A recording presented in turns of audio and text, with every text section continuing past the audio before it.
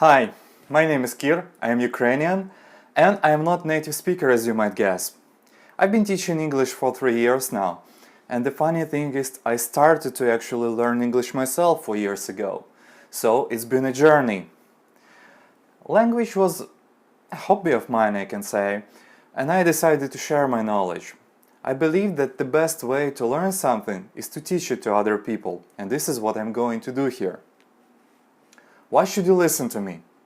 I taught various groups of students in China for 2 years.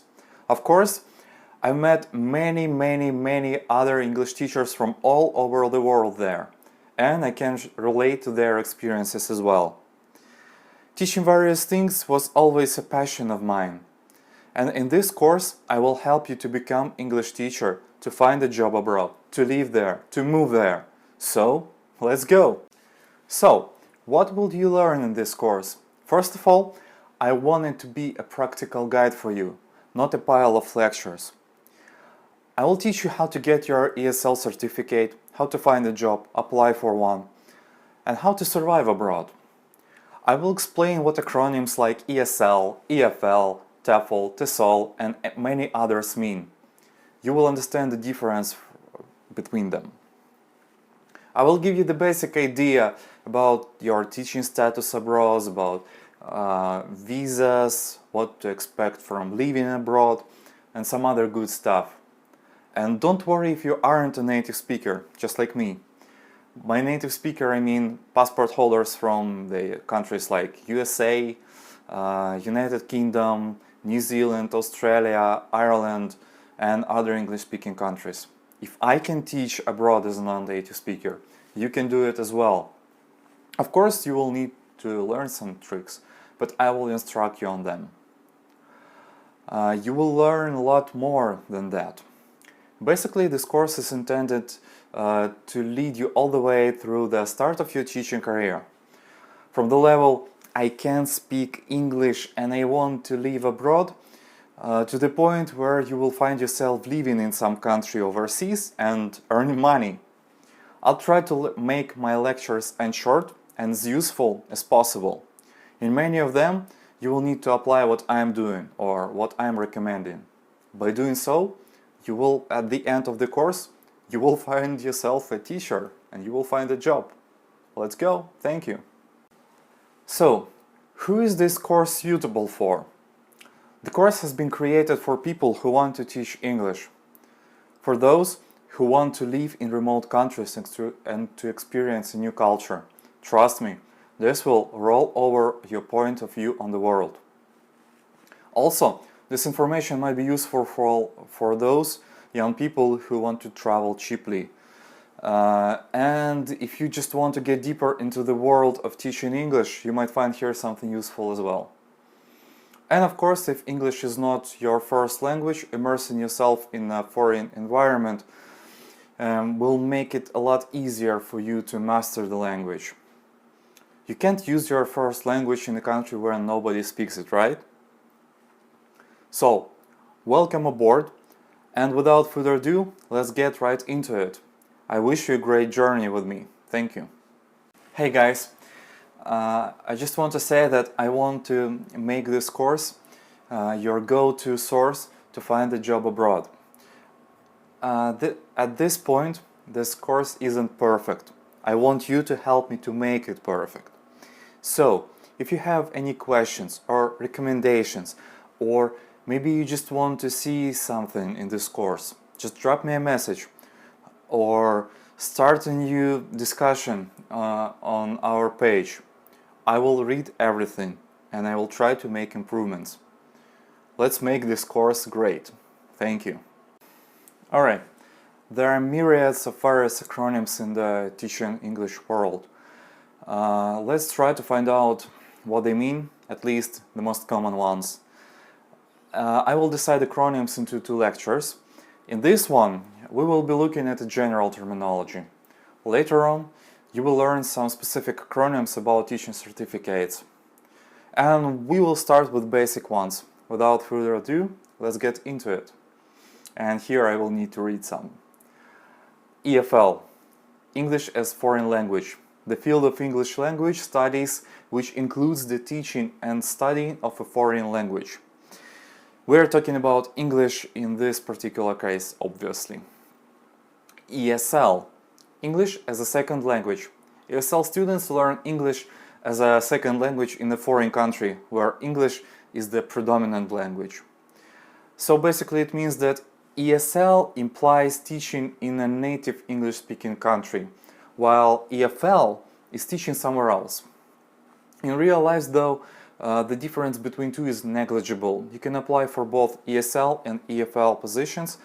Generally, you will need to do the same. And in this course also, I will use sometimes ESL acronym, sometimes it will be EFL, but they mean the same here.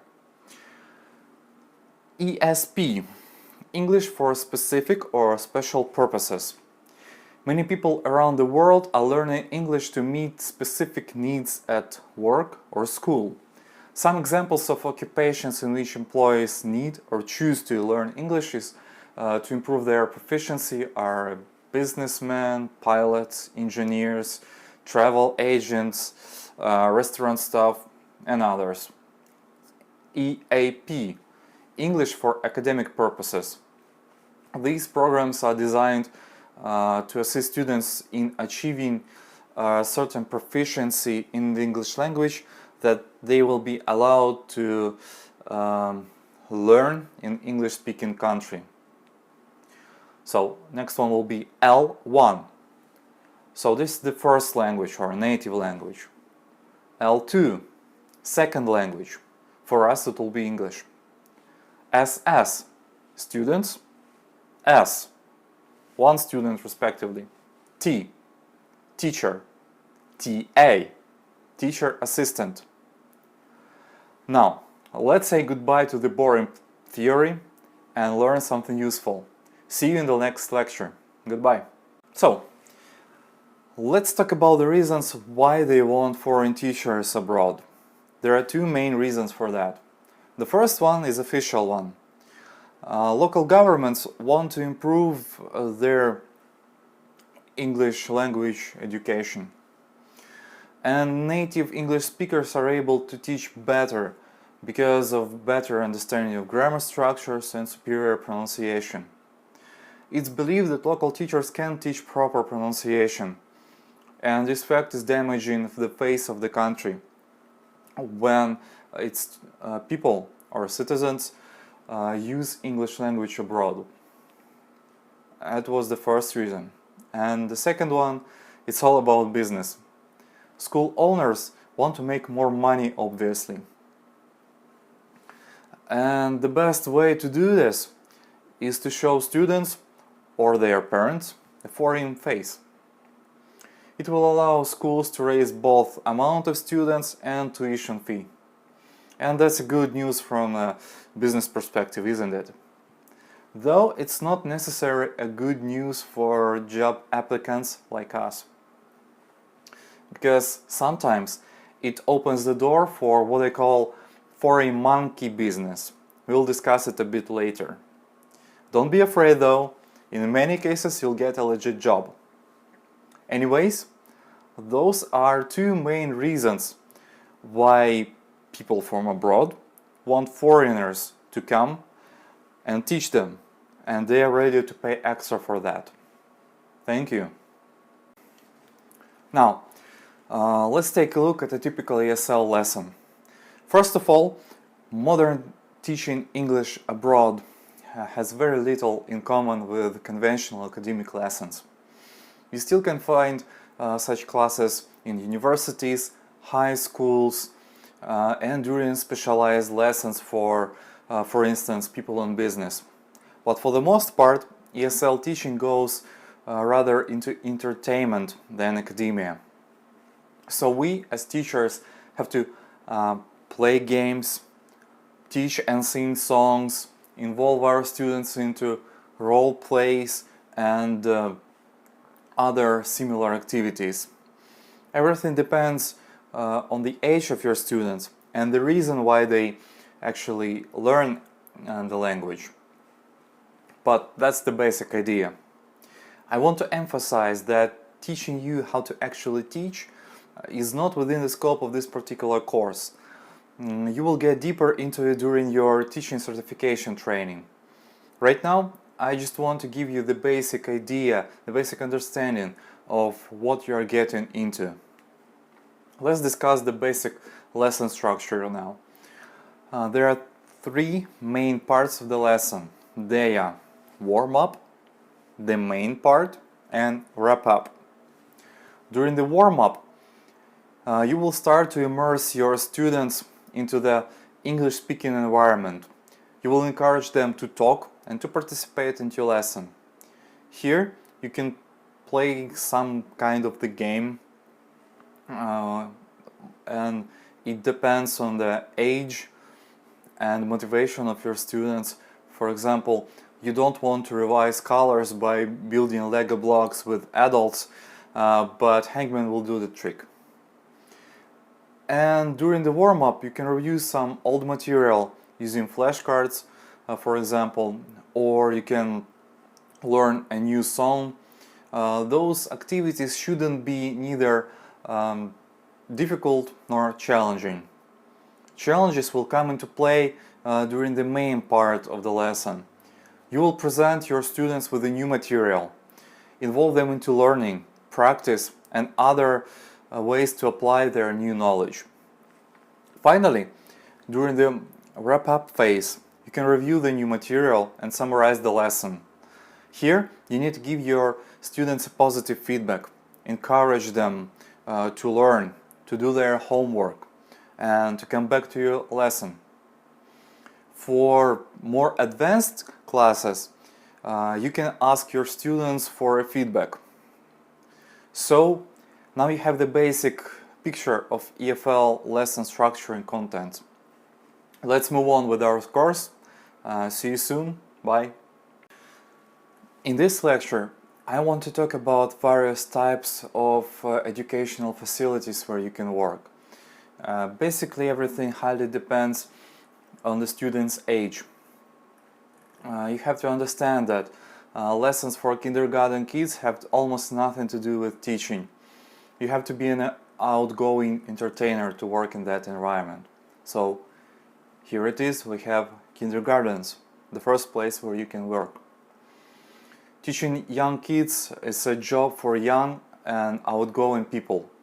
Introverts and older teachers will find themselves in the world of pain trying to satisfy demands of school administration and parents. But there is a tricky part. Your efforts will be well paid. The other type of educational facilities is training centers for kids. You will find children between 3 and 16 years old there.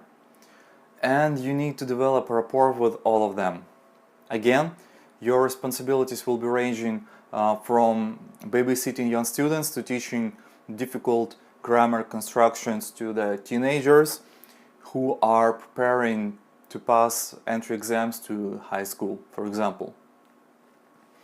Public schools and universities will be a better environment for calm educators and for older as well. But the problem is public schools are government-owned, so they have high demands for candidates and they don't pay a competitive salary. In any case, a good teacher can always find an additional tutoring income on the side. However, you need to consider your employer's policies on that. And the last one, I think it will be specialized training centers for adults. It's very close to the training centers for adolescents and public schools, because everything will be calm, sometimes well paid. It depends on the goal of your students. So that's basically it. Thank you. Hello there. What do we need to know about types of English teaching certificates before starting our journey? Let's find out. And the first thing we need to understand is what acronym to choose. Let's deal with this. There are a few types of certificates. They are TESOL, TESOL, Teaching English to Speakers of Other Languages from North American Perspective. The other one is CELTA, CELTA, Certificate in English Language Teaching to Adults, developed by Cambridge University. Teaching methods are based on a British perspective. TEFL, TEFL, Teaching English as a foreign language or teaching English in a non-native English-speaking country. For example, teaching English in Russia to Russian speakers. The next one will be TESOL, TESL, Teaching English as second language or teaching English in a native English-speaking country to non-native speakers. For example, teaching English in the United States for Spanish speakers. In reality, they provide you with almost identical knowledge and skills. So pick any of those. There is no way to miss a shot here. The next question is whether to take online or offline course. Sometimes the mixed course will be the answer. During such course you will learn theoretical part online, and later on you will have to participate in classroom practice. If you just want to save money and get a job, go ahead and take online course. Just find an organization which wouldn't state the word online on their certificate. Because always, usually, you will have 1 or 2 weeks of practice on your job before starting doing your actual duties. If you want to evolve as a professional, you can take either a mixed or offline course. But I don't see real advantages here. Practice is good, though I have doubts it costs the extra money. Also, courses vary in length, ranging from 60 to almost 500 hours. The gold standard here is 120-hour course. So stick with it. Again, you don't need to pay extra. Just don't try to get a job with less than 120 hours of studying. It's the same as if you didn't have a certificate at all. Also, there are other specialized certificates. For example, teaching business English, teaching grammar, teaching English to young learners, etc. They are optional. Often you will have the choice to pick one for free when you finished your main teaching course. These additional courses will add some points to your resume, but again, they aren't mandatory at all. And by the way, I have to state that course length is nominal. Usually, online courses are self-paced. So if you have time and motivation, you can finish them a lot faster than in 120-hour time. So that's all. Pick any of the courses. I would recommend to choose online course, 120-hour TESOL, TEFL or whatever. Just finish them and you're set to go. Thank you. Well, hello. In this video I'm gonna be showing you where to actually get your teaching certificate online. And let's just simply type it in Google. Get teaching certificate online. And here you can find many good websites where you can get your certificate. Either TEFL or TESOL or anything else actually. And most of them are legit, though I would recommend one particular website. And it's this one, TEFLcourse.net. The company is ITTT, International TEFL and TESOL Training. Here you can apply for both online and offline courses, though I would recommend to apply for a 120-hour course online. You can see it right here, It's in standard section, 120 hours course with tutor, support and video. And at this moment it costs 350 bucks roughly. Also, you will get additional course. It will be teaching business English or teaching English to young learners. Actually, I finished them and they are the same, just title is different. You click apply now, then you will fill your information and pay. You will get access quickly. So when you finish it, you will receive your certificate. It's full-fledged 120-hour course.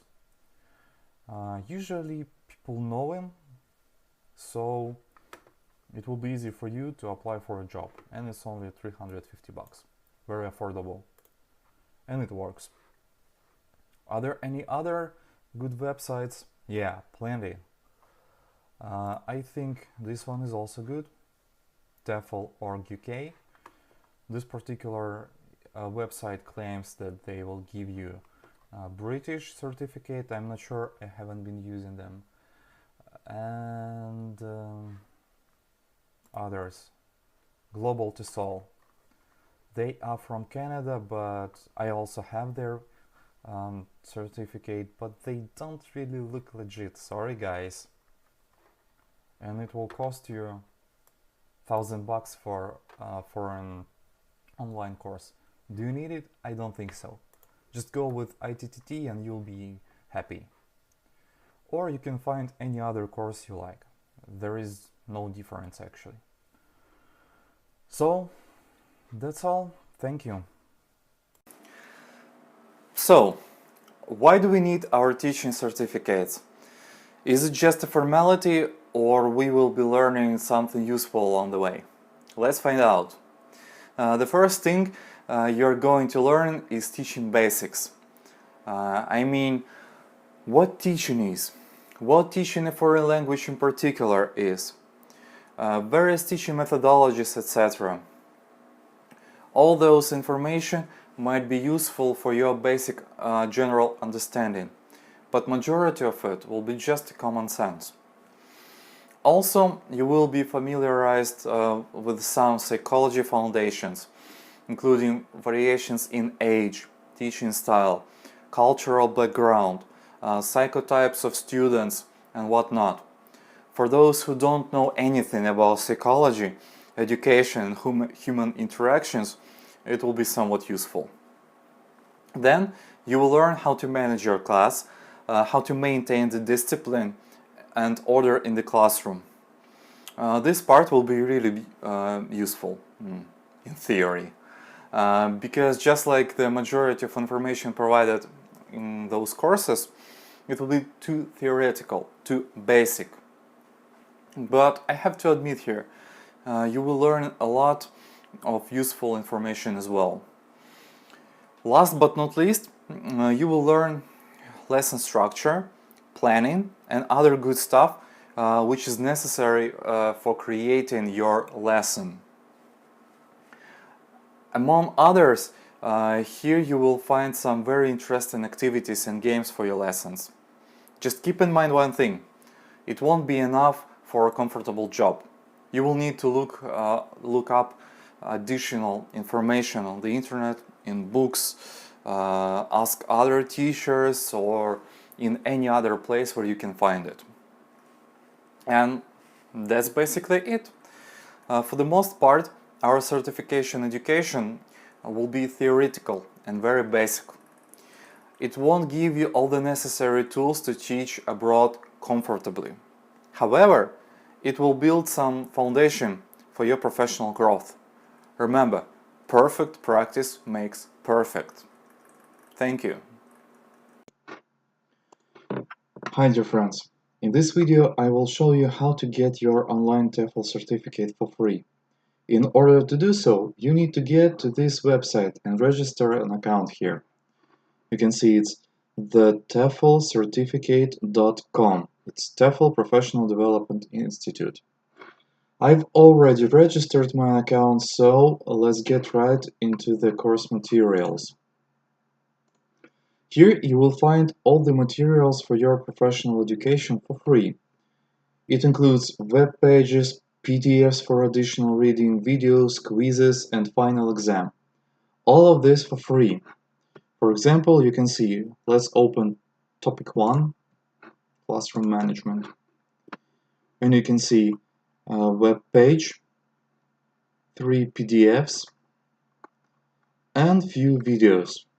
Also, after the theoretical part, there is a review section or quiz.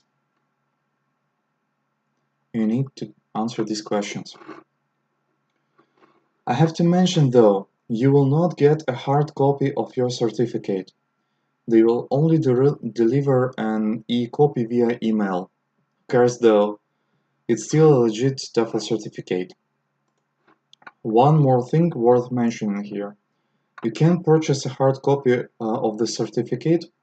Also, if you want to skip all the materials and get right to the final exam, you can do this. But it will cost you 30 British pounds. But I would suggest to skim through lectures and to pass all the quizzes.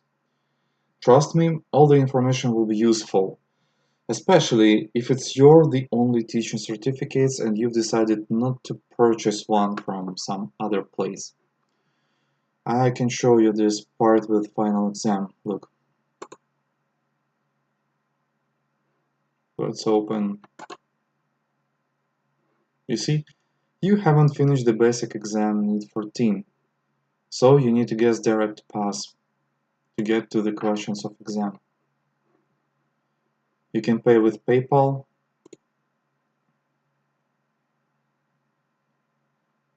Let's wait for PayPal to respond.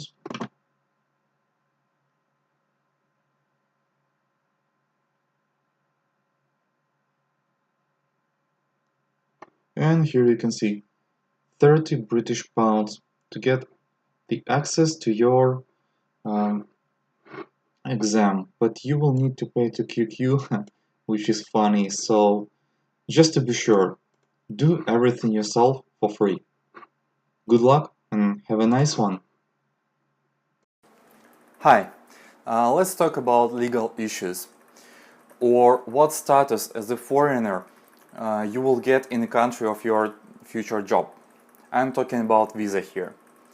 Yes, you might work both legally and illegally. Usually, there are four main types of visas: tourist one, business, work, and student visas respectively. Needless to say, it's legal to work only with work one. There are always ways to work illegally for one reason or another. For instance, 1. Your employer doesn't have necessary permits to hire foreigners. Number 2. Your employer doesn't want to deal with the visa question. Reality is, it's somewhat difficult. Number 3. You aren't qualified for work visa.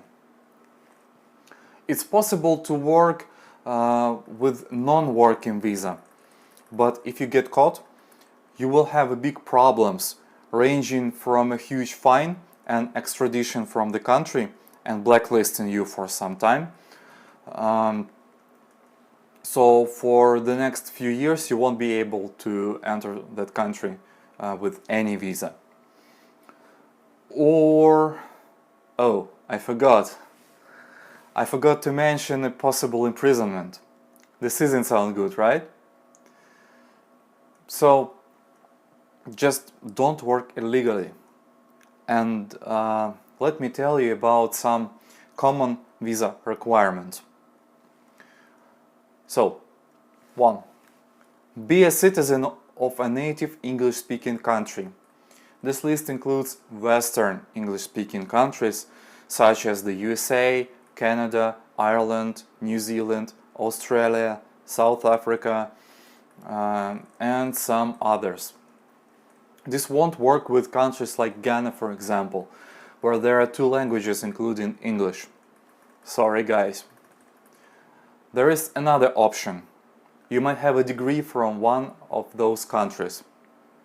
And if we are talking about degrees, there is a second requirement: at least a bachelor's degree in any field of study. Some employers will require you to have teaching, psychological, sociological, or any other similar degree. However, usually it doesn't matter as long as you have any degree. The next item on our checklist is working experience. For teachers, it's teaching experience, of course. If you don't have any, I'm sure you always can find the friends in your country who will write fiction letters of recommendation about your rich teaching experiences. It's not like I'm telling you to lie, but trust me, it's difficult to get a decent job without any experience.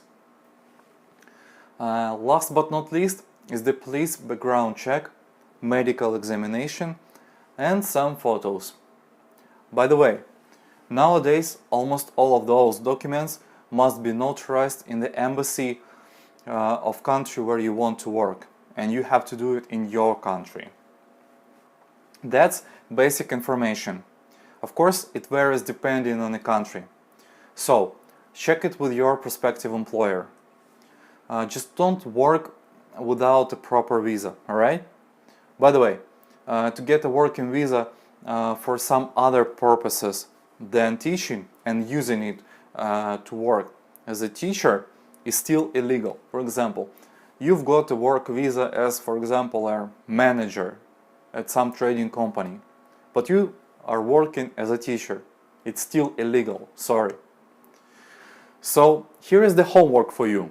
Read about visa laws in a country where you would like to work. Alright? Thank you. Go ahead and do this. Bye. Hi. One of the most important decisions you will have to make is to choose a country for a new job. I found on the internet an amazing country chart. You can find basic benefits and conditions for teachers in majority of countries. The chart is just a nugget. It contains information about salaries, living expenses, initial spending, and other crucial information. You can read it in country by country or download it everything in bulk. It's www.internationalteflacademy.com /world dash English dash teaching dash abroad dash job dash index. Here you can find various regions like teaching English in Europe, in Asia, in Latin America, in Middle East. Let's open China, for example. Here you can see requirements for education, TEFL certificates, peak hiring months, typical hiring process, cost of living per month, and other very useful information. Actually, you can read it country by country, or you can download it everything together. In order to do this, you need to scroll it down. You will see this box, country comparison chart. Click download it now. And here you will need to enter some of your information. If you don't want to do this, then I will attach this chart to the resources for this lecture, so you can download directly from Udemy. But I want to mention, and this is very important, that I have not created this chart.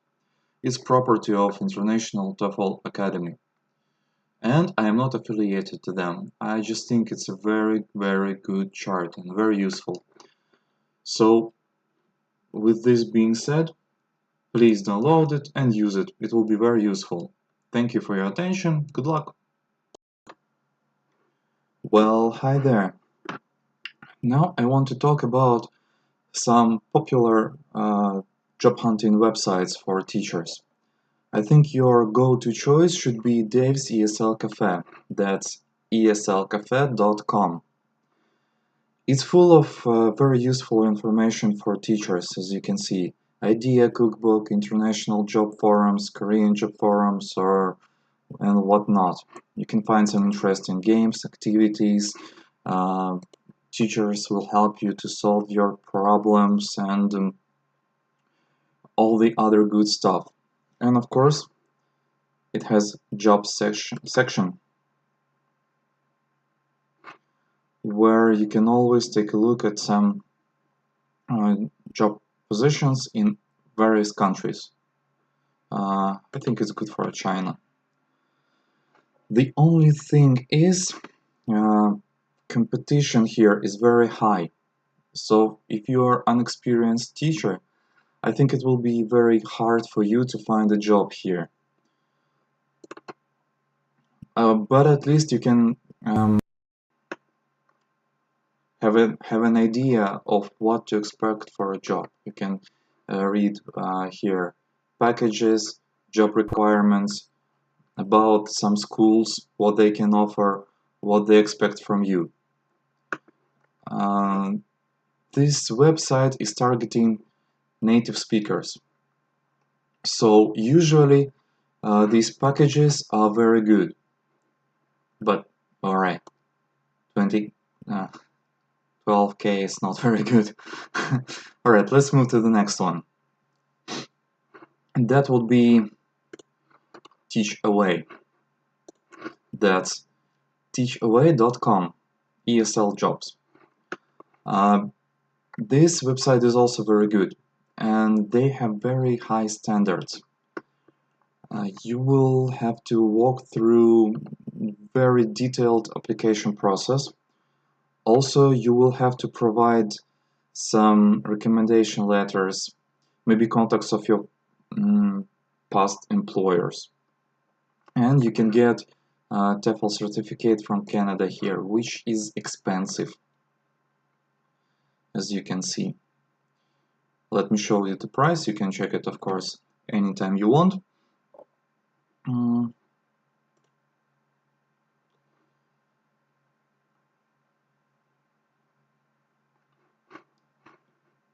Compare courses. And as you can see, even cheapest one cost $1,000, and it's only 100 hours, which is not enough. But this website is good for, again, looking for international offerings.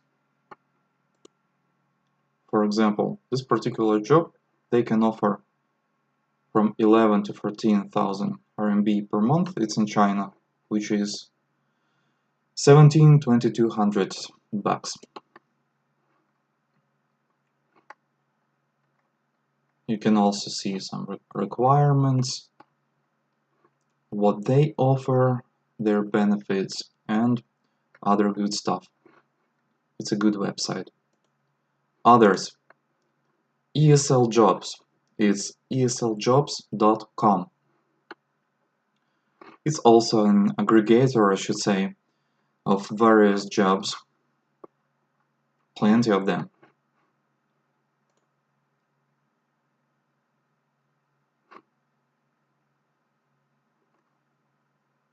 Also, you can see job description, benefits, requirements.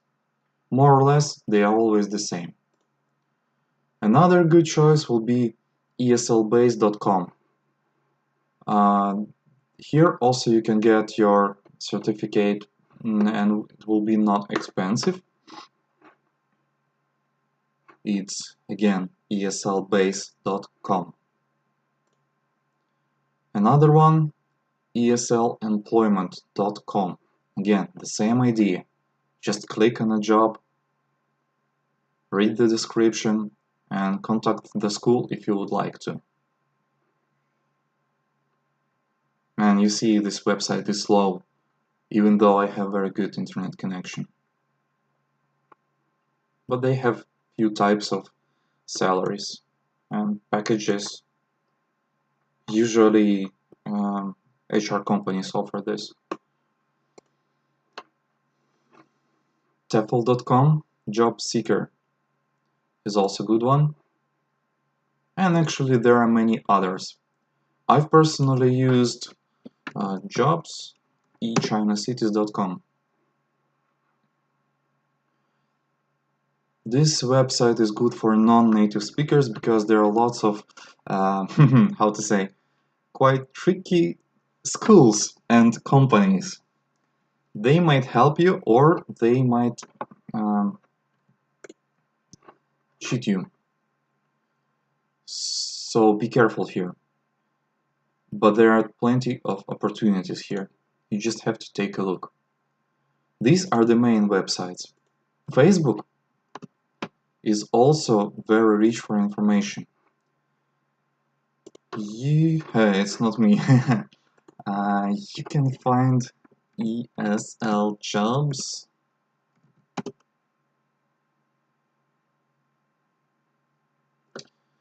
And just to go with very populated groups and pages. You see 24K members, 24K members, 13K, not very good, but it could work. Also, as you can see, Facebook recommends you some related searches. We will get back to this later. Let's just take a look at a few groups. 24 members, 24,000 members. I'm sure you can find something here. One important thing here. Facebook groups have to be very dense, very populated to avoid scammers. There is a good one for Vietnam. Oh, it's Hanoi. Massive teaching jobs.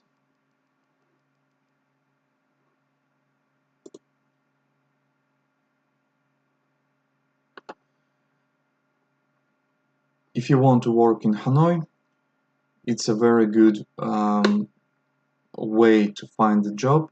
I've personally met a few British people who found a good job here. So you can also try to apply. Well, here it's Hanoi Massive Jobs. So that's all, thank you. The main thing is find something credible, something populated or popular, and you can find the best opportunities there. Thank you. Alright, let's talk about possible scams here for a second. This one going to be quick. Don't worry, there is no danger to be killed or get into slavery unless you are going to work in some extremely dangerous country. I don't think you want to do this. Usually a scam and teaching abroad means that you will be paid a little fraction of normal salary.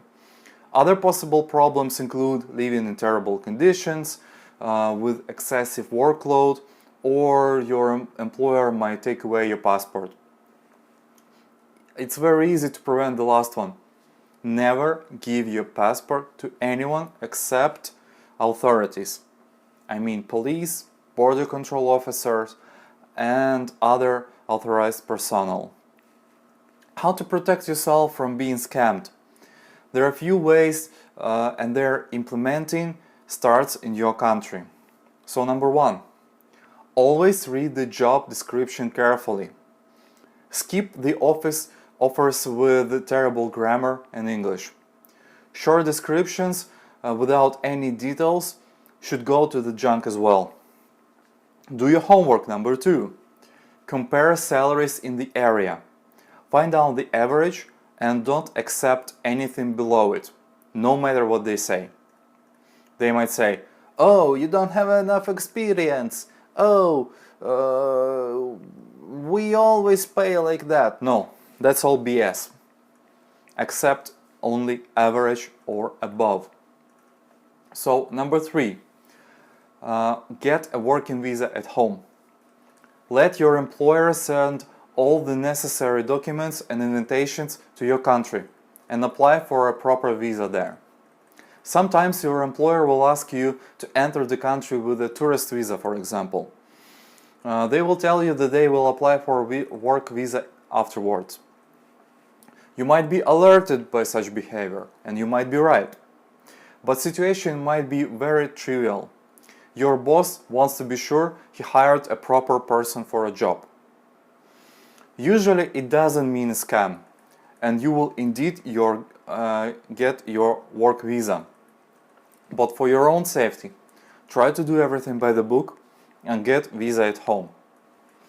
Always ask for detailed contract. This will be number 4. I will attach a sample contract so that you can compare it. Sign it electronically at home and send it back. It should be in English or bilingual. Deliberately discuss all the details. And that's it. Just use your brain and common sense and you should be fine.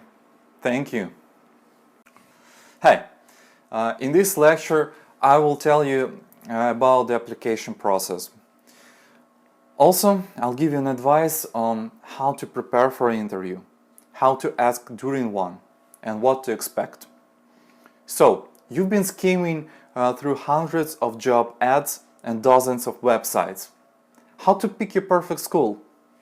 And there is no single way to do so.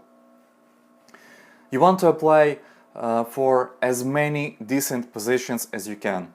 Trust me, not all of the schools and HR agencies will be interested in you. So just diversify your presence on job boards. Send them your resume, a photo, a cover letter, and an introduction video. I will make a separate video on resume and cover letter creation. Here, let's talk about your photo and video. As for the photo, you want to send at least 2 of them. One should be more or less official, just like me right now. It might be a photo for some kind of a document or whatever, something similar in style. Other photo or photos should include you in a teaching environment. And it doesn't matter whether it's formal or not. If you are just teaching some kids something, that's fine, totally fine. If you have never taught anyone and you don't have any suitable photos, then skip this step. Just send them one photo of your face. As for the video, it shouldn't be long. 1 to 2 minutes will be enough. Here you need to introduce yourself, tell them about your background and experience. For the most part, the video presentation is required for assessing your speaking abilities, your accent, and your attitude. So try to be as positive as you can and create a good picture of yourself. Nobody wants a boring snob without any experience. Now, let's talk about interview itself. Usually, you will have to play a leading role here. Yes, it might be a little bit unusual, but try to talk more about yourself, about your experiences and qualifications. Ask as many questions about school, job details and other related things.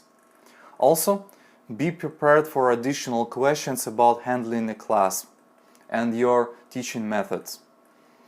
Your certification course will help you to answer those, because you will get some kind of knowledge.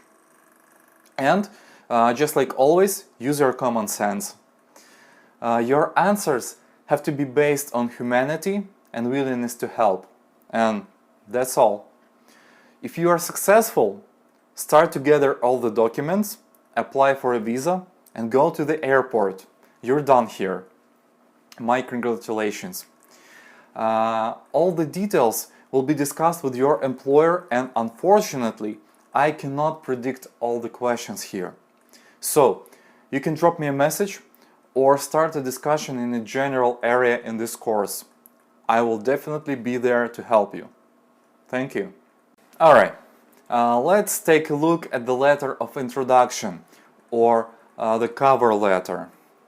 It's a hello to the school, and it's the school first look into who you are and what you can offer to the school.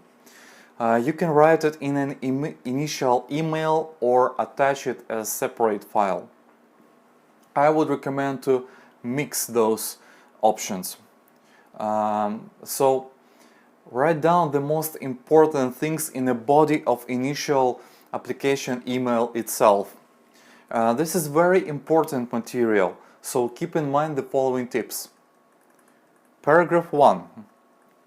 The first paragraph should state your name, the country you are from, your age, your formal education, and to whom you are applying. Teaching certificate should be in this paragraph as well. Paragraph 2. The next paragraph should be a little more detailed and should explain why you have chosen the country and the city to teach in. Of course, if you can be specific.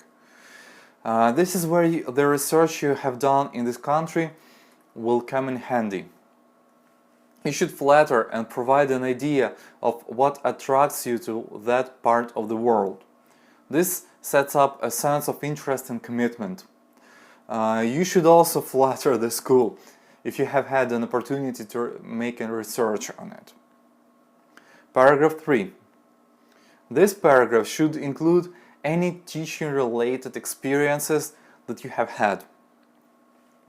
Do not be modest, as this will not give you the job or get you the job.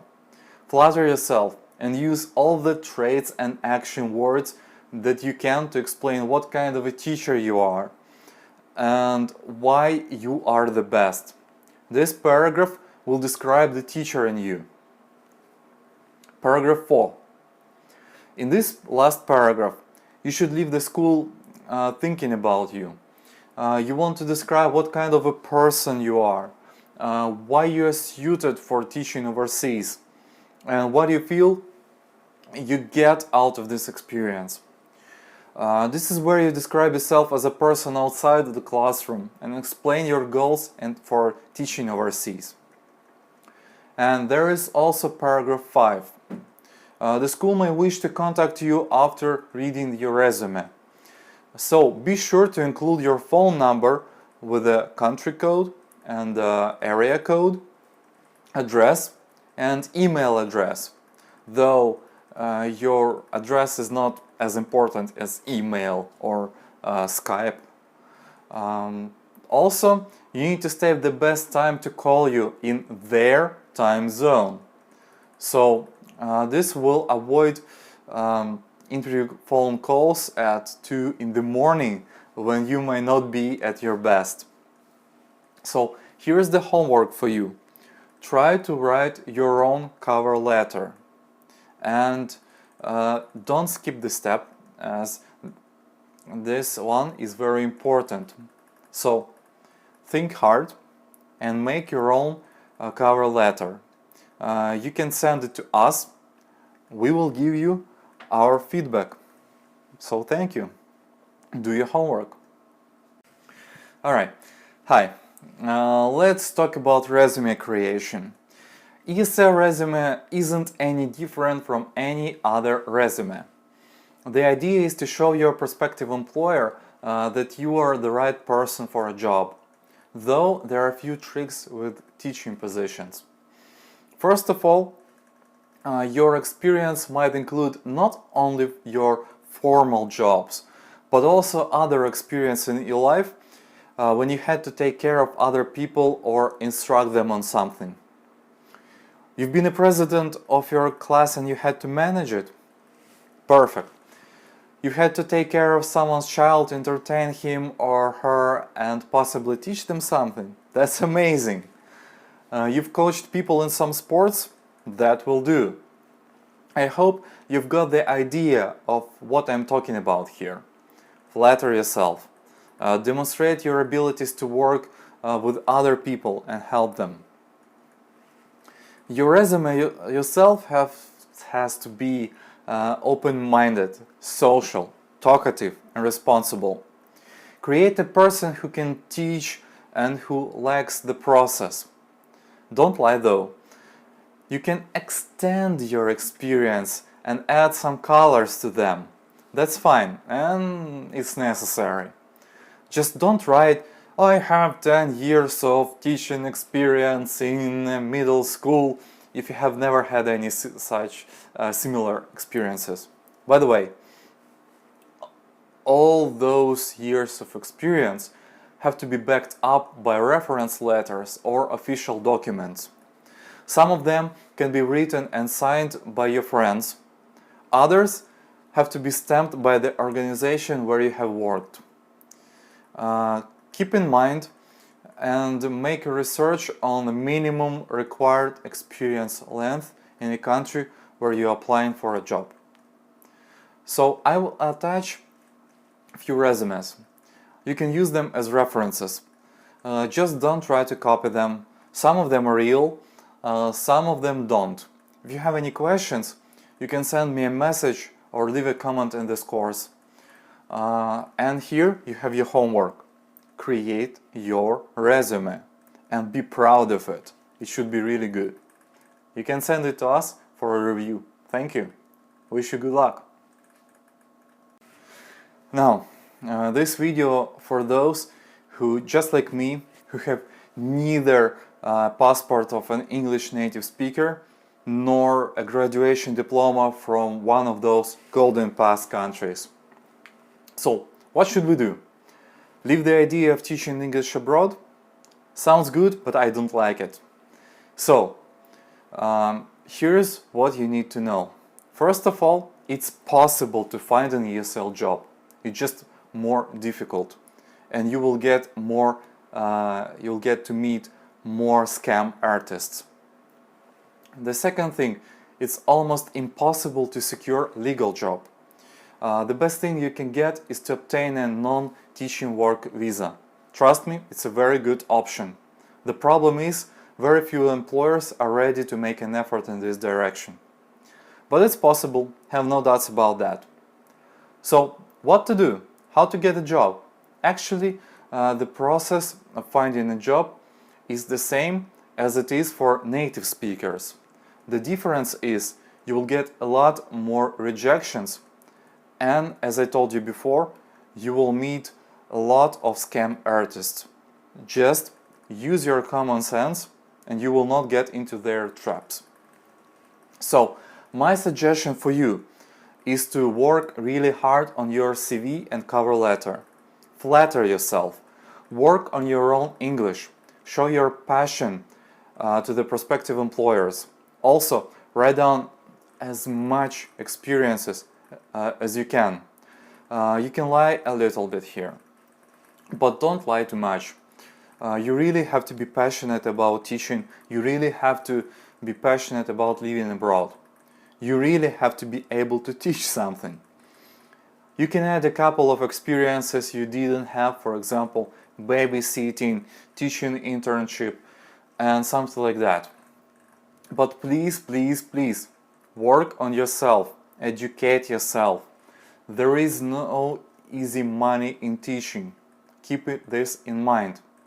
But the very important thing is everything possible. I wish you good luck. Thank you. So, let's imagine that you found a job, went to your new home, everything is fine. What's next? And I'm not talking about actual job here. Let's start with interesting truth. You'll be a celebrity among locals. And the smaller the city, the better your local language skill, the better your chances to be a real local VIP. You might even get invitations to attend TV interviews or to say something for a local newspaper. People will be curious about you, your life, your reasons to be there in their country, in a very different culture. This might be interesting and fascinating for some people, but for others it will be too intimidating, especially in Asia. And here comes the dark side of the coin. Locals will almost all the time stare at you, take pictures of you without your permission, and do other rude violations of what we call privacy. Some people will try to show off in front of their friends and invite you to any possible place just to demonstrate that they have a foreign friend. All that requires adjustment time and your effort to be comfortable with all of that. And ask yourself, can you really adjust yourself to that? Some people won't, and it's totally fine. Maybe you should do something else. There is one additional note for small and poor areas. For some reason, people there are certain that you are some kind of a prince or a princess who has come to their country to solve all their financial problems. Be prepared for that as well. So people will try to sell you free services for money. They will lie you about prices. Some places even have two price lists, one for locals and other for foreigners. And guess which one is more expensive? But I don't want to scare you off. Just be armed with this knowledge because it will help you to adjust faster to your new environment and to survive your initial culture shock. So I hope it helps. Thank you. Hey guys, in this video I want to share with you some essential apps for your mobile phone for living abroad. Some of them will be essential for you, others will just help you to survive abroad. So I found this amazing article. It's titled 24 Essential Apps for Living and Traveling Abroad. And the funny thing is, I agree with many of those apps. So let's start with this page, and afterwards I will give you some additional apps. So let's start with apps for communication and international calling.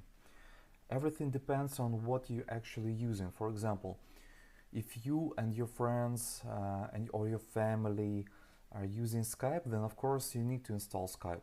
But if you don't know what Magic Jack is, for example, and nobody knows, then forget it. So you might need Fiber or you might not. Everything depends. Just choose what messengers do you need and install them. Next, apps for translation or learning a language. Translation will be very important because usually we don't know the language of the country we are going to. Here, paramount will be Google Translate. This app is just amazing. It also has a feature where you can use photos or the camera of your phone and to translate it directly from the environment. It really helps in, for example, Asian countries like China, Japan, or any other with a different system of symbols. So Google will help you to translate all of those. The problem is Google doesn't work in China. We will get back to this later. The next one will be Duolingo. Duolingo is a free service to learn a new language. It's helpful, somewhat helpful. I wouldn't recommend it though to really learn anything. To learn some basics, maybe. But you will not get deep into language here. Other good app for learning is Memrise. Memrise is a very good website and app for learning new vocabulary. So you actually need to know some grammar structures of new language, some other important stuff, but you can always learn in a playful way new words of new language. So you can just get to the memrise.com, choose the language you want to learn, for example Japanese here. You might as well choose any other. Register here, then you will choose one of many blogs or courses. All of them are free, and you start to learn new words. As easy as that, and it's helpful. So for translation in languages, Duolingo, Google Translate, Memrise. As for traveling, Uber might be helpful, but only if country supports Uber. For example, there is no Uber in China again. They have Didi, and it's in Chinese, and it's a very different story. The same for Google Maps. It's like just any other communication software. Maybe you like to use Google, maybe you don't, maybe you prefer Apple Maps. So assess your preferences and download any of the GPS applications. But of course you will need them. Next, apps to plan your trip. I would skip them. Currency converter. This one is helpful, and they recommend Oanda, but I can tell you that you can use any of currency converters. But of course it's important to know how much you pay for stuff. The next one will be TripAdvisor. Here you can find, let's open iOS for example.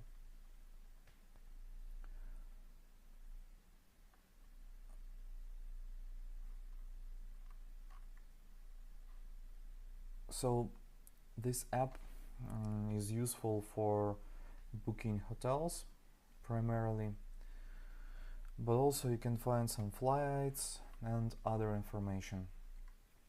I personally don't really like it, but if you do, use it. I use Ctrip instead.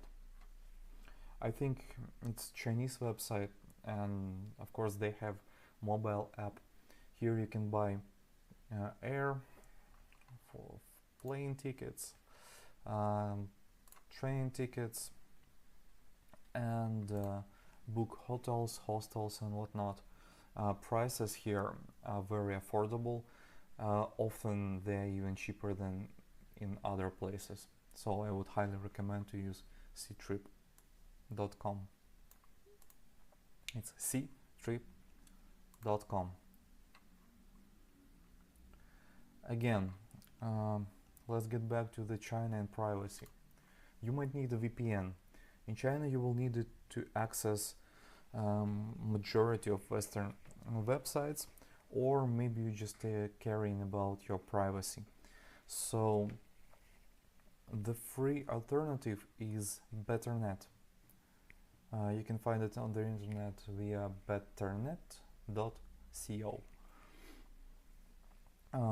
App for the phone is free and it works in China.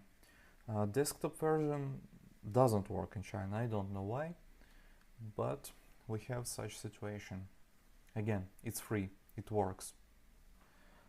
But if you are serious about safety, you are going for a long time and you need to use VPN on your computer, I would recommend ExpressVPN. Prices vary depending on the length of your subscription, but they are very reliable. They have many servers across the world and they are fast. So ExpressVPN is my number one for VPNs. So there are many other useful apps, but everything depends on your preferences and country. I gave you just the basics, nuts and bolts of those. If you need anything else, if you need some other recommendations, you can drop me a message, or we can discuss it on Udemy platform. So thank you for your attention. Goodbye. Greetings, my student. Let's talk about your personal finance abroad. Please keep in mind that even perfect employer and the contract will not save you from all the expenses. Here are the main ones. Some of them will be covered by your employer, some of them won't. It highly depends on the country, location, the legitimacy of your school, and other factors. Remember, a respectable company will provide you with at least an apartment and some kind of health insurance. Let's put these two out of the equation, and here's what's left. Initial home expenses, like for example cleaning tools, liquids, hygienic means, tableware, and so on. Next one will be local SIM card and monthly maintain expenses. Health. Whether you like it or not, you will get sick. I would recommend to take your medicine with you from home, because the local drugs might be very different and unknown. Just take what works for you. Make it easier for yourself. Next one will be monthly utilities.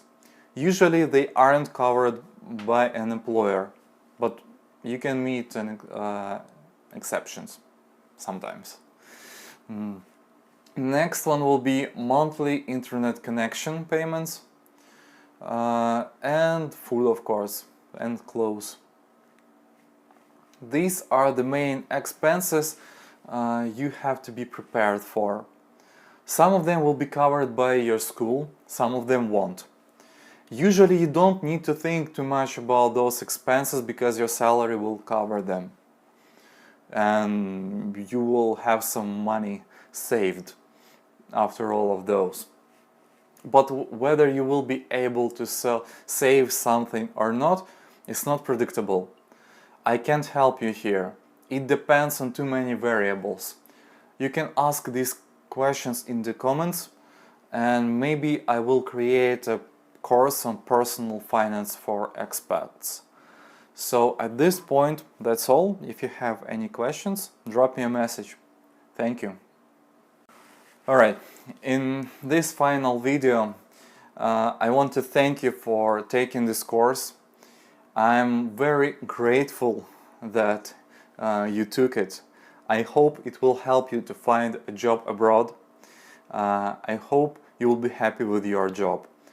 By this point, you have to have your own cover letter, your own resume. You have to understand where to actually find a job, how to prepare for an interview. I hope you have all of those and you can do all of those. But that's not all. I'm sure I haven't covered many questions. So I want to make this course even better. If you have any comments, any questions, any proposals how I can make this course even better, please don't hesitate and write me a message. Or you can start a discussion in this course. I will definitely read everything. I will be there to help you. Thank you. I wish you good luck. I hope this course was useful. Goodbye.